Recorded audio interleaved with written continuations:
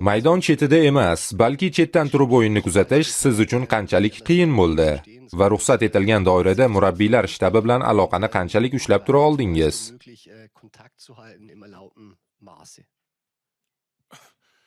Bu haqiqiy falokat edi. Menga bu tajriba umuman yoqmadi. Albatta, qoidalar bunga ruxsat berardi va men yordamchilarim bilan aloqa qilib turdim.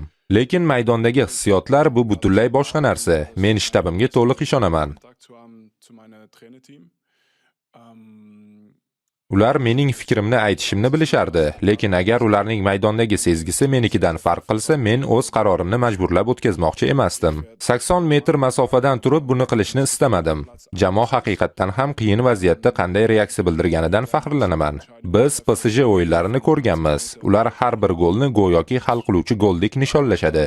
Jamoaning o'yinga qaytishi nafaqat futbolchilarni, balki murabbiylar shtabini ham maqtashim kerak. Chunki ular o'sha energiya va mentalitetni saqlab qolishdi. Hatto men ham yuqori tribunadan turib bundan ma'lum darajada zavq oldim. Bilamizki, futbolda doim katta narsa xavf ostida bo'ladi. Bugun sizning falsafangiz va Luis Enrique falsafasi tufayli biz futbolning asl mohiyatini ko'rgandek bo'ldikmi? Hujumkor, tomoshabob futbol. Aynan shu o'yinning asosi deb hisoblaysizmi? Men uchun boshqa uslublardan ustun turadigan yagona o'yin uslubi yo'q. Har bir futbol muxlisi o'zi uchun nimadir topa oladi. Shuning o'zi bu sportning go'zalligi. Men Angliyaga borib, 2-divizion o'yinlarini ham tomosha qilaman. U yerda muxlislar uzoq uzatmalarni, kurash va duelni yoqtirishadi. Bu ham ajoyib futbol.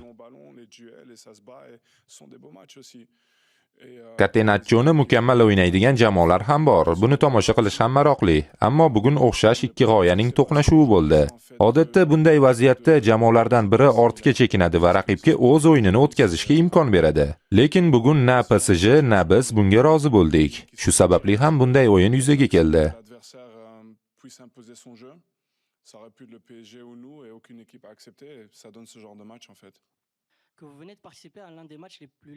Siz futbol tarixidagi eng afsonaviy o'yinlardan birining ishtirokchisiga aylanganingizni anglayapsizmi? Ijtimoiy tarmoqlarda hamma hayratda. Darrov emas, tan olaman. Bu zalga kelgunimcha yo'lda menga bu haqda ko'p gapirishdi, lekin final hushtaga chalingan zahoti buni anglamadim. Balki bugun final bo'lmagani omadimdir. Aks holda biz bu ajoyib finalni yutqazgan bo'lardik.